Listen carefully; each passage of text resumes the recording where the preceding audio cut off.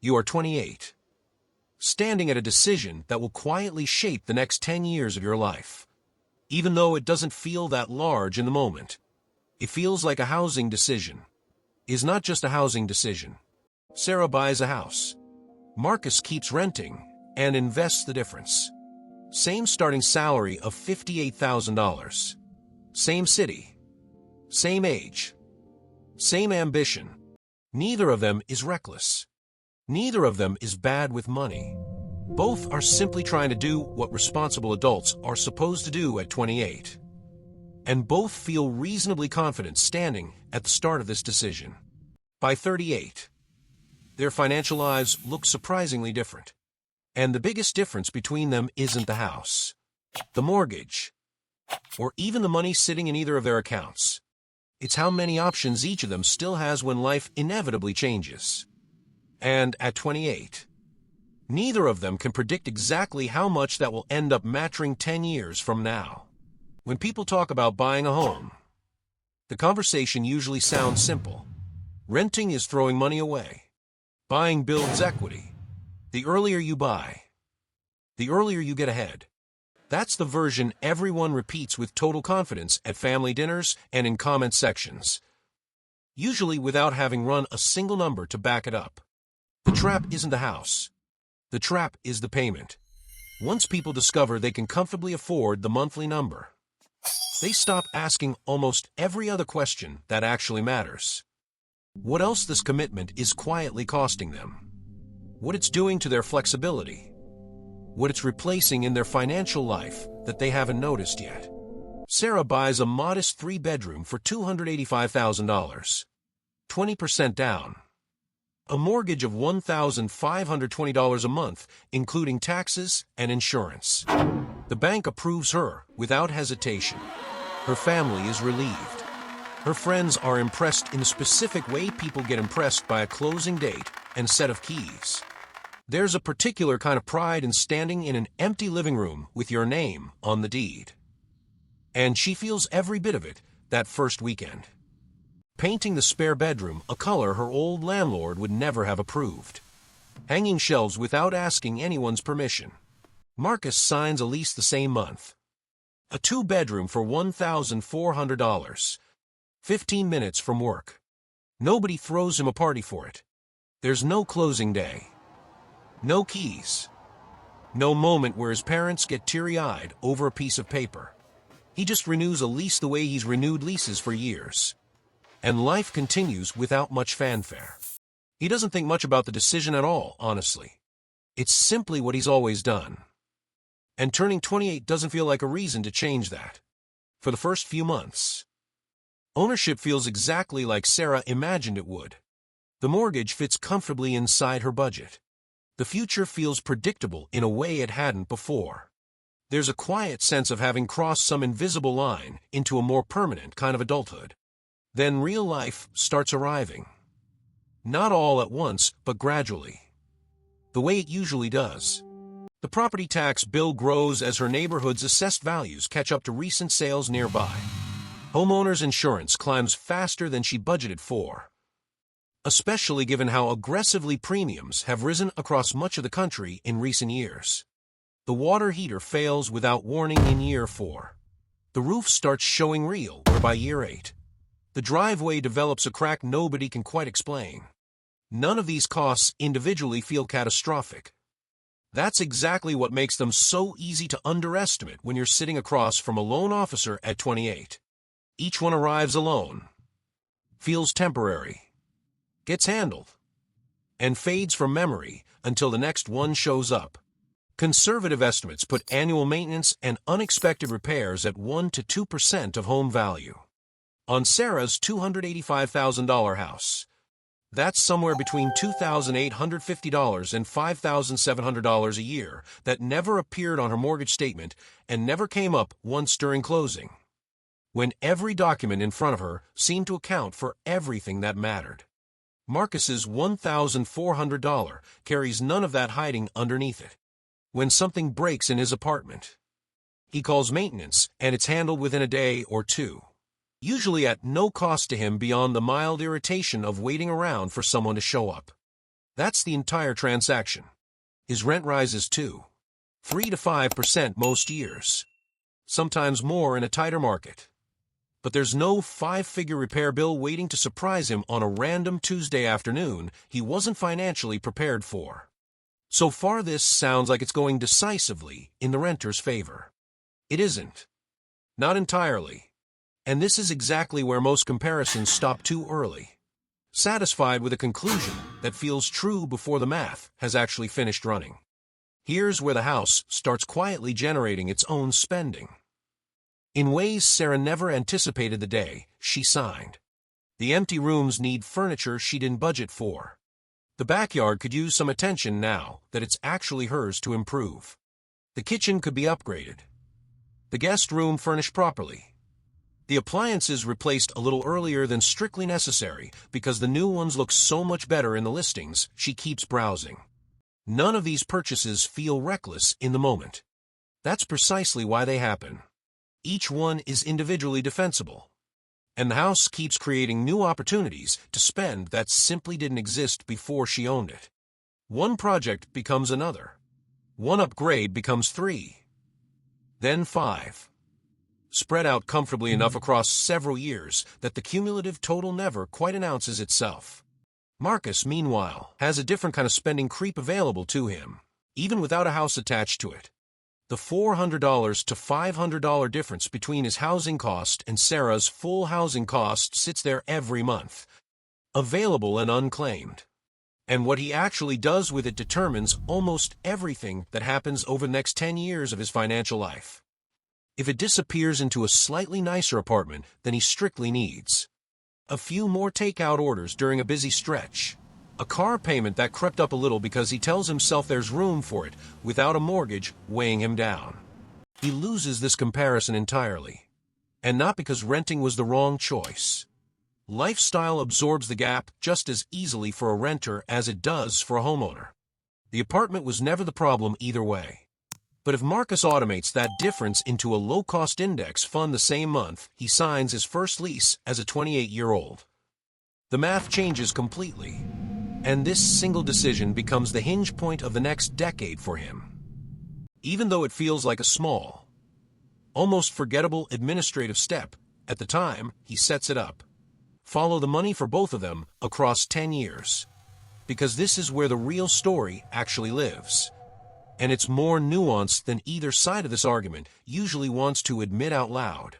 Sarah's house, appreciating at a conservative 3.5% annually that roughly tracks long-term national averages, is worth approximately $402,000 by year 10. She's paid down a meaningful chunk of principal too. Somewhere around $95,000 through paydown alone on a standard 30-year loan. Landing her total equity near $212,000 once appreciation and paydown are combined. That number is genuinely impressive sitting by itself. It's also not the full picture. Because Sarah has also spent 10 years paying property taxes, insurance, and maintenance that produced zero return on investment.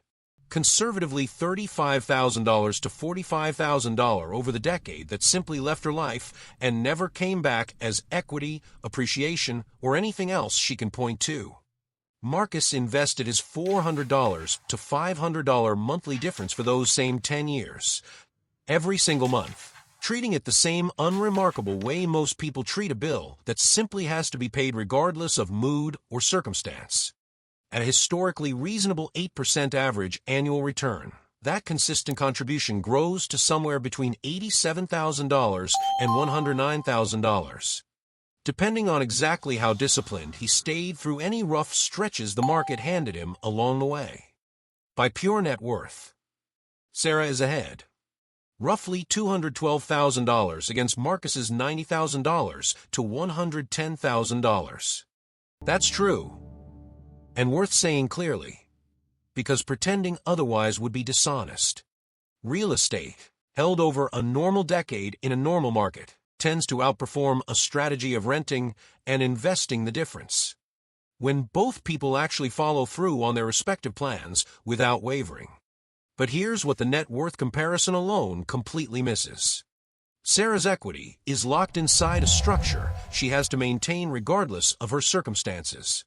She can't spend $212,000 of it on anything without selling the house, refinancing, or taking out a HELOC. And every one of those options carries its own cost, timeline, and risk attached to it. If she loses her job in year 7, that equity doesn't make a single mortgage payment on her behalf. It simply sits there, valuable on paper, and almost entirely useless in the exact moment she might need it most. Marcus's $100,000 is liquid.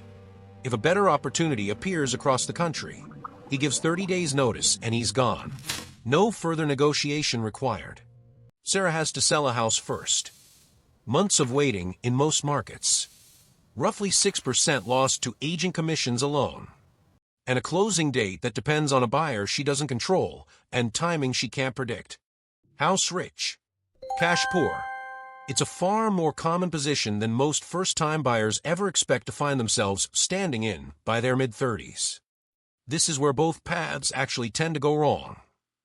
And it happens in almost exactly the same shape for each of them, regardless of which side of the decision they originally landed on. Homeowners like Sarah frequently fall into treating the house as the entire retirement plan, the whole financial strategy in one purchase. And they quietly stop contributing to retirement accounts because the house feels like it's already doing the work for them. 10 years later, they have substantial equity and almost nothing meaningful in a 401k, which becomes a serious problem the moment they actually want to stop working, since equity in a primary residence doesn't generate income unless you sell it, downsize, or borrow against it on someone else's terms and timeline.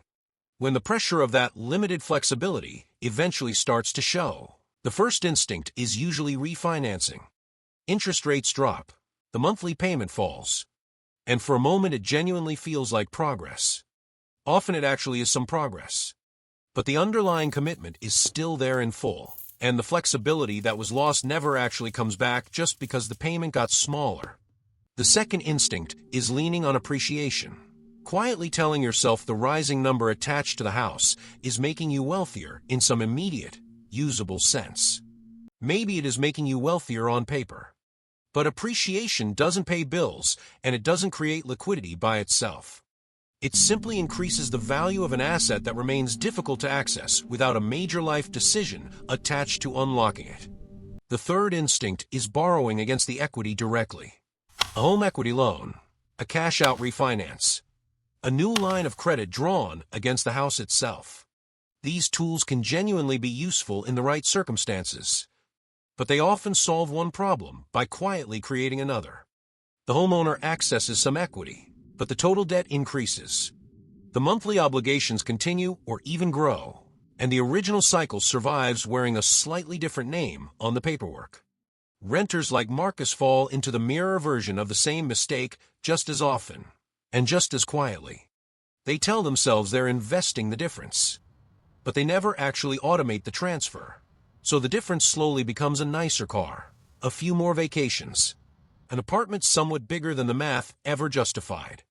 10 years later, they have neither meaningful equity nor a meaningful investment account to show for the decade. The worst version of both outcomes. With none of the upside either path was actually supposed to deliver in exchange for the sacrifices made along the way. The failure in both cases is never really the housing decision itself. It's treating either path as a strategy that runs on autopilot. When both genuinely require an active, repeated choice made every single month for a full decade in order to actually produce what the spreadsheet quietly promises at the very beginning. The way out, for either path, is almost embarrassingly simple to describe, and genuinely difficult to live out consistently, which tends to be true of most financial advice that actually works in practice, rather than just in theory. If you buy, you build a real maintenance reserve starting from day one, not a vague intention to save more if things come up, but an actual separate account, funded automatically every single month, at 1 to 1.5% of your home's value annually. And you keep contributing to retirement accounts, as though the house simply doesn't exist for that purpose. Because for genuine retirement income, it mostly doesn't. If you rent, you automate the investment the same day you sign your very first lease. As a serious financial adult, not whatever's left over at the end of the month. but a specific dollar amount, transferred automatically the day rent is due, into a diversified low-cost fund you don't touch. And don't second-guess during a rough quarter. The entire advantage of renting and investing the difference evaporates the moment that single step becomes optional instead of automatic, because optional financial habits are always the very first ones to quietly disappear under pressure. By 38, the difference between Sarah and Marcus isn't really about who picked the objectively smarter side of an internet argument. Sarah owns a house, real equity, and a decade of memories attached to a property she genuinely chose for herself. Marcus owns investments, liquidity, and the ability to make a major life decision without first asking what happens to a mortgage payment sitting back home. When Marcus eventually does decide to buy, and a meaningful number of people on this path do, just later than their peers, he often buys from a noticeably stronger position, a larger down payment ready to go, more investments already compounding quietly in the background, considerably less pressure, because he isn't buying out of a feeling that everyone else has already moved ahead of him, while he stood still. That distinction matters more than most people realize in the moment, because some of the worst financial decisions in either direction were never actually driven by math at all. They were driven by timing pressure, the specific feeling that you need to act right now, simply because it feels like everyone else around you already has. Sarah and Marcus both end up genuinely fine, by the way, and that matters too. Both meaningfully ahead of where they'd be if either of them had drifted through the decade without a real, sustained plan behind their original choice. The actual loss in this story was never going to belong to either one of them, because both of them, in their own different way, actually followed through on what they decided at 28. It belongs instead to the person who reads a comparison exactly like this one, picks whichever side already confirms what they wanted to believe, and then never automates a single dollar toward either plan. The person who buys the house, and never quite gets around to building the reserve. The person who rents for a decade, and never actually invests the gap, despite telling everyone, including themselves, that they were doing exactly that the whole time. 10 years later, that person is the one left wondering why neither path delivered what the spreadsheet seemed to promise so clearly at the start. Not because the math itself was ever wrong, but because nobody ever actually executed it. That person is the one who genuinely loses this race. Not the renter, not the buyer, the person standing perfectly still, quietly congratulating themselves for having picked the right side of an argument they never once actually acted on. If you're trying to figure out which path actually fits your life, not which one wins an argument in a comment section, subscribe. We break down the real numbers behind decisions exactly like this one every week. The kind that end up mattering 10 years from now, far more than they seem to matter today.